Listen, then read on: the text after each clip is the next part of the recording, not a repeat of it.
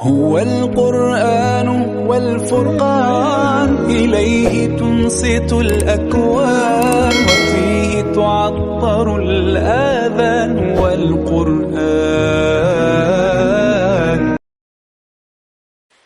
الحمد للہ رب العالمین والصلاة والسلام علی سید الانبیاء والمرسلین.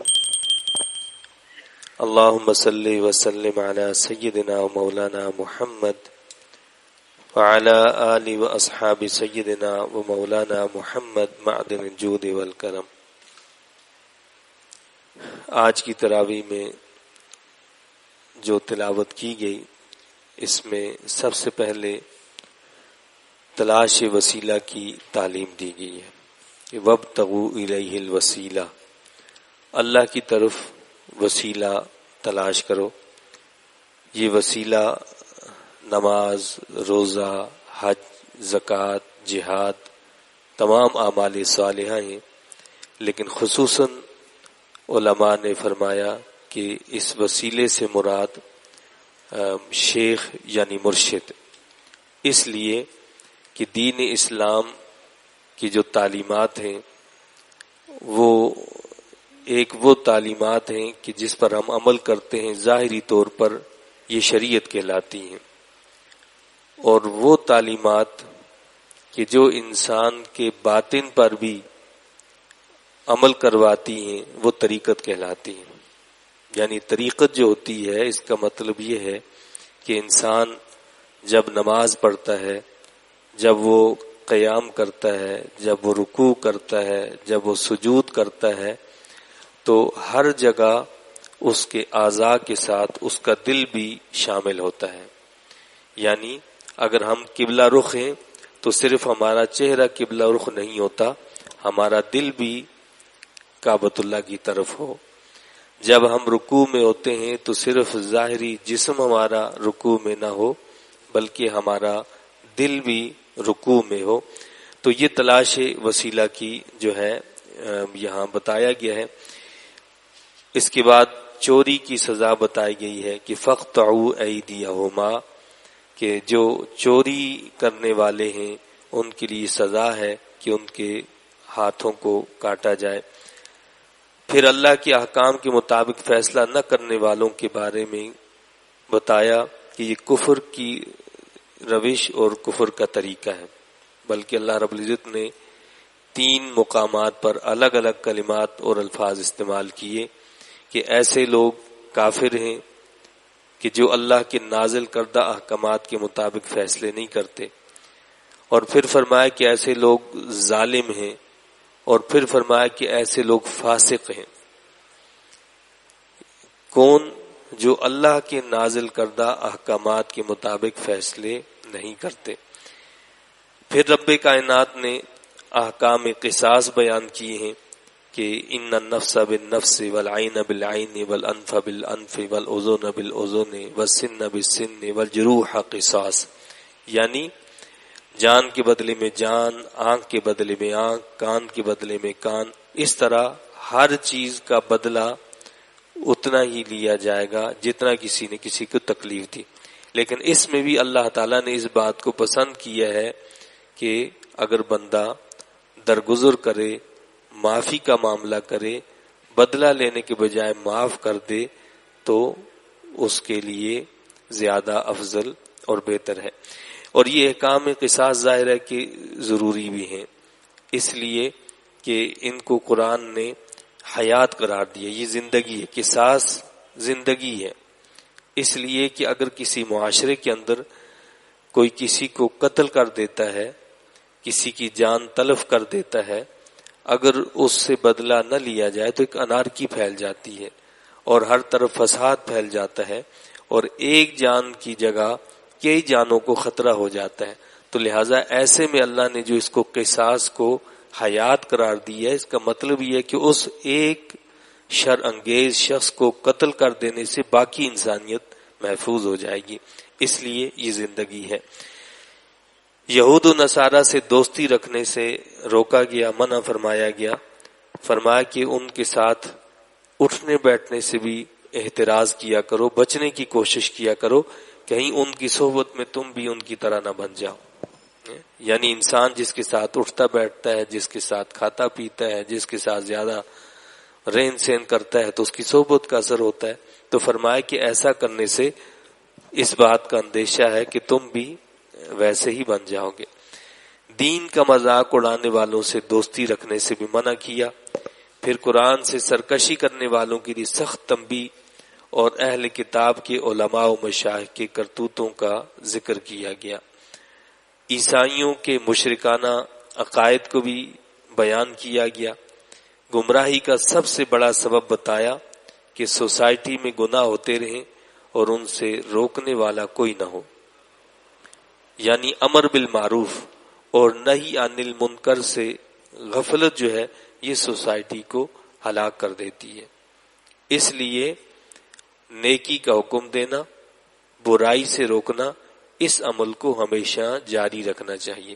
جب یہ عمل بند ہو جاتا ہے تو پھر اللہ کا عذاب نازل ہو جاتا ہے، اور جب اللہ کا عذاب آتا ہے تو پھر یہ نہیں دیکھا جاتا کہ یہ نیک ہے اور یہ بد ہے، وہ سب اس لپیٹ میں آ جاتے ہیں. تو اس لیے فرمایا کہ یہ سب سے بڑا وہ سبب ہے گمراہی کا کہ جس سے سوسائٹی جو ہوتی ہے وہ تباہ ہو جاتی ہے، وہ ہلاک ہو جاتی ہے. تو جب ہمیں کوئی گناہ نظر آتا ہے، برا کام نظر آتا ہے، تو کیا حکم دیا ہے کہ تم اسے اپنے ہاتھ سے روکو. یعنی اس کو ہاتھ سے روک سکتے ہو، طاقت سے روک سکتے ہو تو اس کو طاقت سے روکو. طاقت سے نہیں روک سکتے تو اپنی زبان سے روکو. زبان سے بھی نہیں روک سکتے تو آخری درجہ کیا فرمایا کہ وہ دل ہے کہ دل میں اس گناہ کو برا جانو. حدود شرعیہ کو قائم رکھنے کی نصیحت کی گئی. کسب حلال اور عقل حلال کی تلقین کی گئی.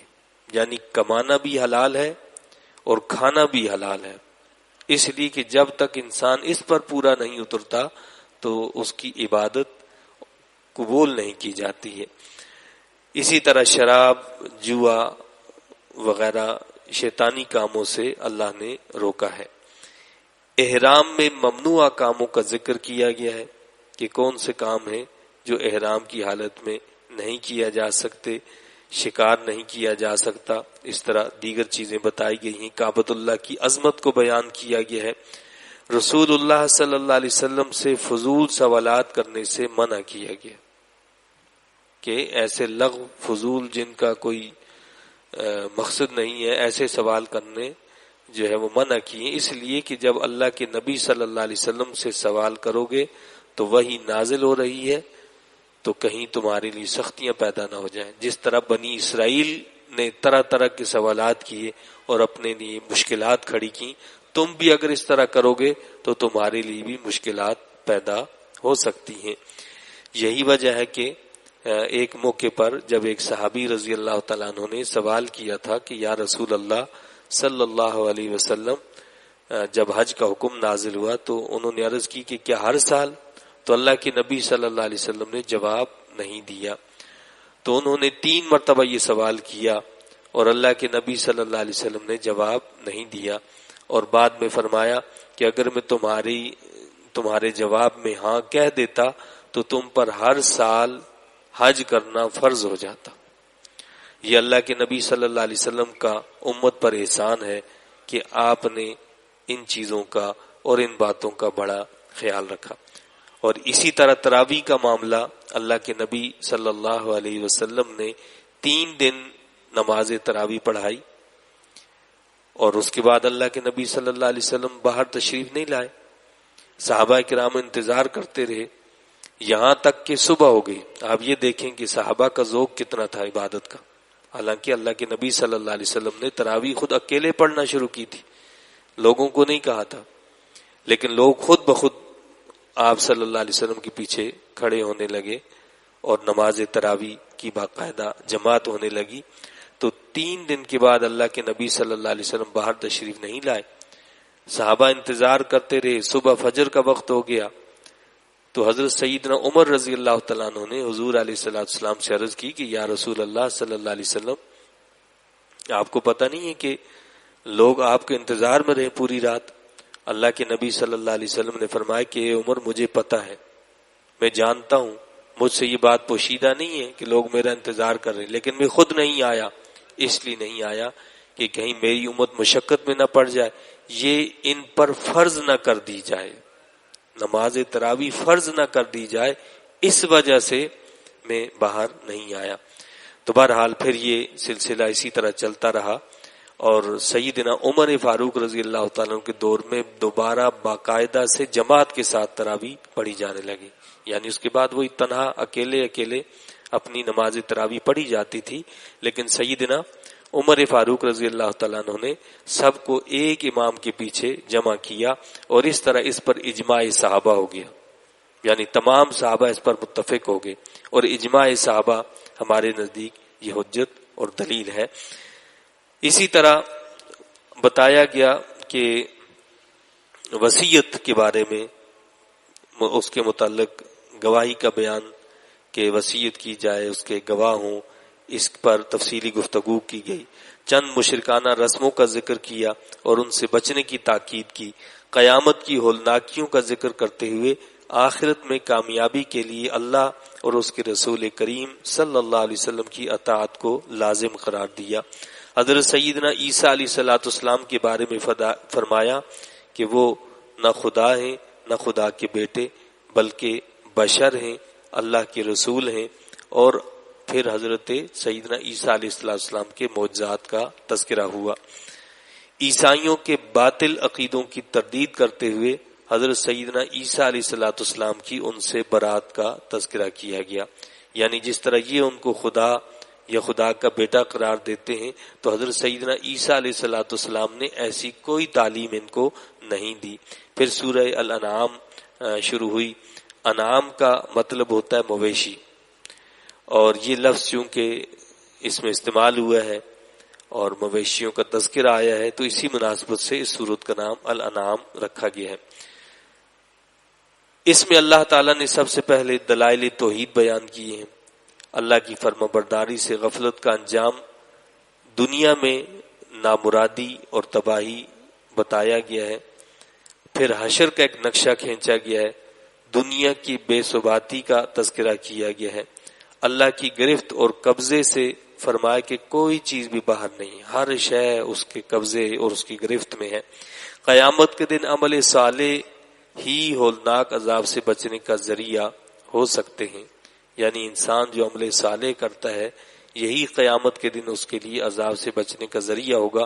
امت مسلمہ کو تعلیم دی ہے کہ ذکر الہی سے غافل نہ ہوں اور ذکر کرنے والوں کو اپنے پاس سے نہ ہٹائیں۔ صرف یہ نہیں کہ ذکر خود نہ کریں، خود ذکر سے غافل نہ ہو، خود بھی ذکر کرنا ہے، اور جو ذکر کرنے والے ان لوگوں کی صحبت میں بیٹھنا ہے، ان کے ساتھ بیٹھنا ہے، ان کو ہٹانا بھی نہیں ہے، ان کے ساتھ بیٹھنا، ان کی صحبت میں رہنا ہے۔ اور بتایا کہ اللہ کو ذرے ذرے کا علم ہے۔ آپس کے اختلافات کو اللہ تعالیٰ نے عذاب کی ایک قسم قرار دی ہے۔ عذاب کی مختلف شکلیں ہوا کرتی ہیں، ان میں سے ایک کیا بتایا کہ آپس میں اختلافات پیدا ہو جائیں، یہ بھی اللہ کا ایک عذاب ہے، اور آج مجموعی طور پر ہم اس کا شکار ہیں۔ گھروں میں آپس میں اختلاف ہو تو یہ بھی اللہ کا عذاب، رشتہ داروں میں آپس میں اختلاف ہو یہ بھی اللہ کا عذاب، اور پوری ملکی سطح پر اور قومی سطح پر آپس میں اختلاف ہو تو یہ بھی اللہ کا عذاب۔ اس وقت ساری دنیا کے اندر مسلمان جو ہیں وہ گروہوں میں بٹے ہوئے، فرقوں میں، سیاسی پارٹیوں میں، قومی پارٹیوں میں، وطنی لسانی پارٹیوں میں، اور نہ جانے کن کن اس میں تقسیم ہے۔ اللہ فرماتا ہے کہ یہ بھی عذاب کی ایک قسم ہے۔ اور اس وقت جو ہمارے ملک کی صورتحال ہے کہ یعنی سیاست بھی ایک زمانہ وہ تھا کہ سیاست ہی ہوتی تھی، یعنی وہ ایک ٹھیک ہے اختلاف رائے ہر ایک کا ہو سکتا ہے، لیکن اب اختلاف رائے ذاتیات پر جا پہنچا، یعنی وہ سیاست جو ہے وہ دشمنی میں تبدیل ہو گئی۔ تو یہ کتنا بڑا اللہ کا عذاب ہم پر ہے، لیکن ہم اس چیز کو سمجھنے کے لیے تیار ہی نہیں ہیں۔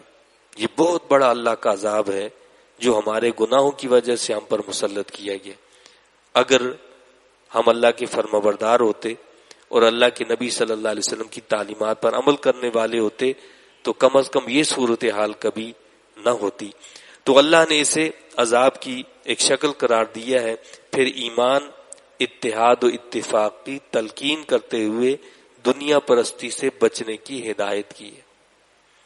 بھائی یہ اقتدار کے لیے لڑنا یہ کیا ہے؟ یہ اصل میں دنیا پرستی ہے نا، یعنی ملک کی کسی کو پرواہ نہیں ہے، قوم کی پرواہ کسی کو نہیں ہے کہ قوم کا کیا حال ہو رہا ہے، ملک کو کیا تباہی کی طرف ہم لے کر جا رہے ہیں۔ ہر ایک چاہتا ہے جی بس اقتدار کی کرسی پہ میں بیٹھ جاؤں، میرے بیٹھے بغیر اقتدار جو ہے نا وہ ملک چل ہی نہیں سکتا۔